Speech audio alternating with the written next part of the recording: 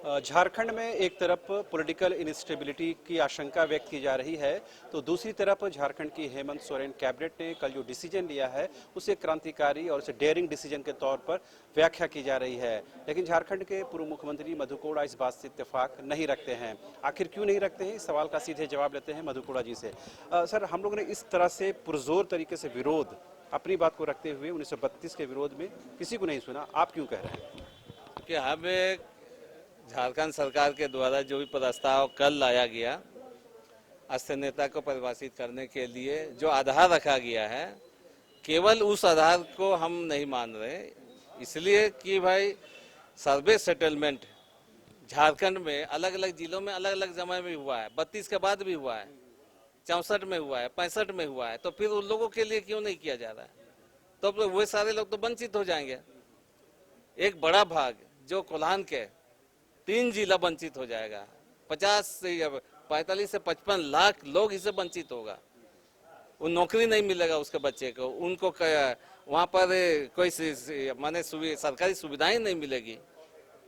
तो इसको शामिल करना चाहिए, इसलिए हम विरोध कर रहे हैं कि स्थानीय नीति बनना चाहिए, स्थानीय नीति बनना चाहिए झारखंड में, और बेहतर तरीके से स्थानीय नीति बनना चाहिए और जितना जल्दी हो सके बनना चाहिए। लेकिन हड़बड़ी में अधूरा स्थानीय नीति बना करके किसी को नुकसान करके नहीं आना चाहिए। किसी को 1932 का खतियान से फायदा हो सकता है, फायदा हो रहा है, उससे हमको कोई आपत्ति नहीं है, लेकिन वो आधार केवल मानने से हमारे कोल्हान वासियों को जो नुकसान हो रहा है उससे हम लोग को बर्दाश्त नहीं होगा और इससे कोई कॉम्प्रोमाइज हम लोग नहीं करेंगे। झारखंड गठन के करीबन 22 वर्ष होने वाले हैं, ये तो देरी ऑलरेडी हो चुकी है, उसमें और देरी की गुंजाइश तो बनती नहीं है। अगर सरकार एक लाइन लेकर आगे बढ़ रही है तो क्यों नहीं उसका समर्थन किया जाए, और क्यों आप जिन मोटी बिंदुओं का ओर इशारा कर रहे हैं कि लास्ट सर्वे सेटलमेंट का ऑप्शन क्यों नहीं दिया गया?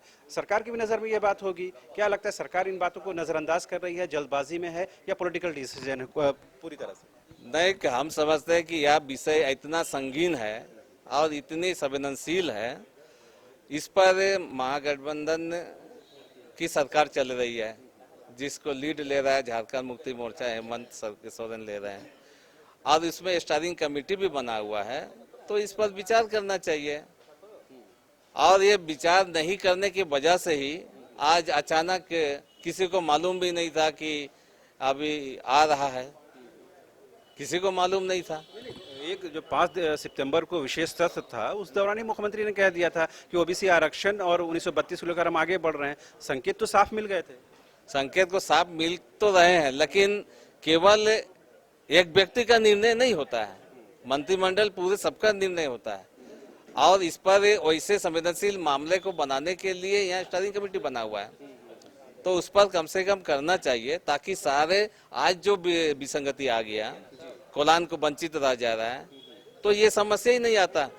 तो ये इसीलिए ये विचार विमर्श कैबिनेट में नहीं लाया गया प्रस्ताव, जिसकी वजह से ये विसंगति आ रहा है। अगर किया होता तो ये समस्या नहीं आता और सुगमता से साथ ये पार हो जाए। कैबिनेट ने जो अनुमोदन कर दिया, यानी कि पूरी सरकार ने अनुमोदन कर दिया, उसमें फिर हाँ, ये संवैधानिक अधिकार है कैबिनेट को, संवैधानिक संस्था है, मंत्रिमंडल है, सरकार शपथ लेती है, तो उसका तो ये अधिकार है, उसका संवैधानिक ये अस्तित्व है। तो ये हम क्या माने कि मधु कोड़ा जी एक खुद को जो राजनीतिक तौर पर थोड़ा आप साइड लाइन ले लिए थे या पॉलिटिकली डीएक्टिव हो गए थे, आपको एक अच्छा मौका मिला है कि इस मामले को लेकर के खुद को राजनीतिक तौर पर जिंदा करें? देखिए, जहां अच्छी होगा, जहां अच्छा ही होगा सरकार का काम, उसके लिए हम सरकार को जरूर हम समर्थन करेंगे। 27% आरक्षण की मांग है, उसको हम लोग समर्थन कर रहे हैं हेमंत की, लेकिन 1932 का खतियान का आधार पर जो राष्ट्रीय लाया गया है प्रस्ताव केवल, तो इससे कोल्हान वासियों को वंचित कर दिया जा रहा है, इसका विरोध हम कर रहे हैं। आप जो बार बार कोल्हान का जिक्र कर रहे हैं ना, उसे ये लगता है कि आप राजनीतिक तौर पर अपना भविष्य कहीं ना कहीं उन चीजों में देख रहे हैं, यही वजह आप 3.25 करोड़ जनता के बाबत छोड़ करके केवल कोल्हान का जिक्र कर रहे हैं? ऐसे नहीं है, हम किसी से लोगों को क्यों वंचित कर देंगे? हमारा संविधान ये कहता है कि एक भी व्यक्ति अधिकार से वंचित नहीं हो, ये मापदंड हमारा भारतीय संविधान का या माने आत्मा है, उसका ही है, ध्येय है।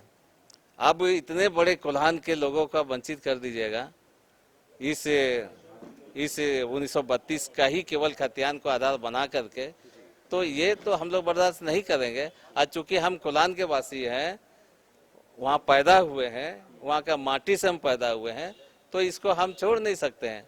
सरकार को हम कहेंगे कि ये गलत, इस पर पुनः विचार हो, इसको संशोधन किया जाए, कोल्हान के भी सर्वे को शामिल किया जाए ताकि पूरा झारखंड को उसका लाभ मिले। कांग्रेस के जो प्रदेश अध्यक्ष है राजेश ठाकुर खुद वीडियो संदेश जारी करते हैं, कहते हैं तो ऐतिहासिक क्षण है, ऐतिहासिक पल है झारखंड के लिए। आप दूसरी लाइन लेते हैं। कोल्हान वासी को ये प्रस्ताव से उन लोग सहमत नहीं है। अगर प्रदेश अध्यक्ष जी कहते हैं इस प्रकार का, तो हम उसका ये बात से हम सहमत नहीं है।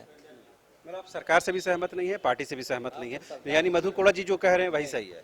हम यही है कि आपके माध्यम से जो जानकारी मिला है उसके आधार पर हम कह रहे हैं कि अगर केवल 32 का खतियान केवल आधार नहीं माना जाए, 64 का 65 का कोल्हान का जो सर्वे हुआ वो भी आधार इसको लाया जाए, और इसके अगर नहीं लाता है, चाहे हमारा पार्टी के हो चाहे सरकार का निर्णय है, उसका विरोध मधु कोड़ा करेगा।